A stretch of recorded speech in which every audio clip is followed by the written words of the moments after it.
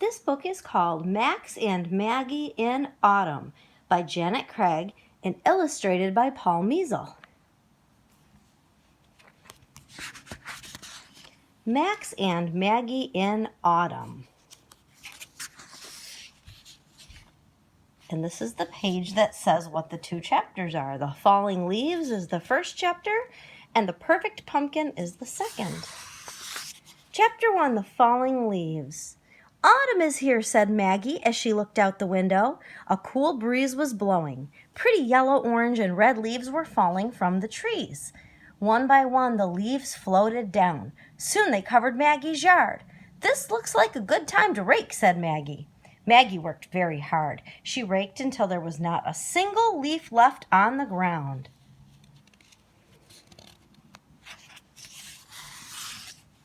There, said Maggie. Now I'll go visit Max.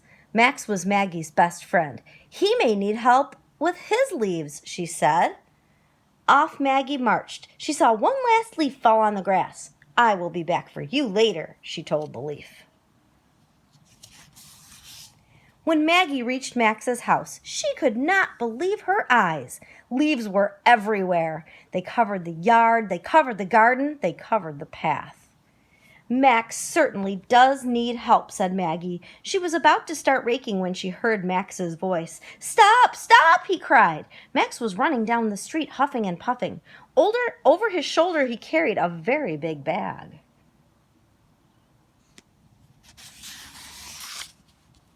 Please don't touch those leaves, said Max. Then he turned the bag upside down. Out of it poured hundreds of leaves.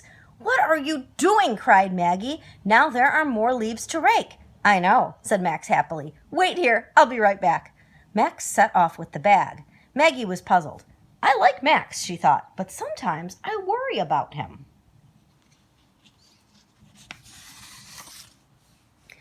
Max soon returned. He poured out more leaves. All right, he said, now we can rake. Maggie and Max raked and raked and raked some more. At last they were done. A giant pile of leaves stood in the yard. It was the biggest leaf pile Maggie had ever seen. That was a lot of work, said Maggie. I'm glad we're done. It was a lot of work, agreed Max, but we're not done yet. What do you mean? Asked Maggie. Watch, said Max. He ran across the yard, leaped, and jumped right into the leaf pile. Then he rolled in the leaves and laughed and laughed. Come on, said Max. Falling leaves are the best part of autumn. First you rake them, then you fall in them.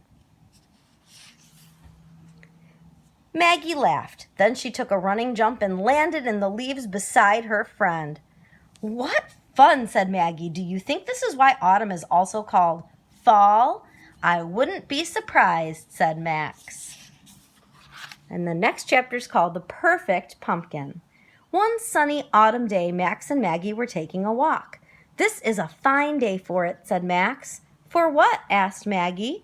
It is a fine day for finding the perfect pumpkin, answered Max. I love pumpkins, said Maggie. So do I, said Max, but only if they're just right. Maggie and Max went to the pumpkin patch. Pumpkins of all sizes and shapes were growing everywhere. Look at all those pumpkins, said Maggie. Yes, said Max, I do hope the perfect pumpkin is here. What does the perfect pumpkin look like? Asked Maggie. I'm not sure, said Max, but when I see it, I'll know.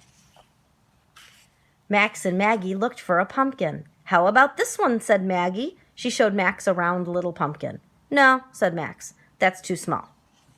Maggie brought over another pumpkin. It was very large. Max frowned. That's much too big, he said. Next, Maggie found a pumpkin that was an in-between size. How about this one? She asked. Not bad, said Max, but the stem is too short. Maggie found more and more pumpkins, but not one of them was the perfect pumpkin. Too thin, too round, too orange, not orange enough. Max found something wrong with each one. Maggie was getting tired. But I would like to find the perfect pumpkin for Max, she thought. At last, Maggie smiled.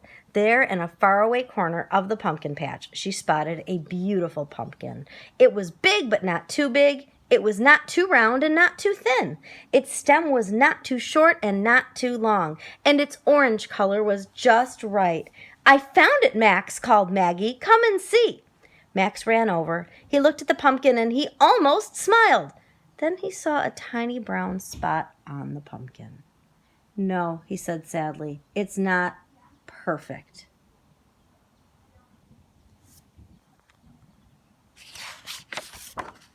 Maggie frowned. "I'm going home now. I'm tired of looking for the perfect pumpkin, and I'm tired of you."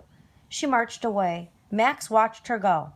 "I guess I wasn't very nice," he said. "Maggie tried so hard to help me." Max picked up the almost perfect pumpkin and carried it home. He scooped out the insides of the pumpkin and carved a funny face on it.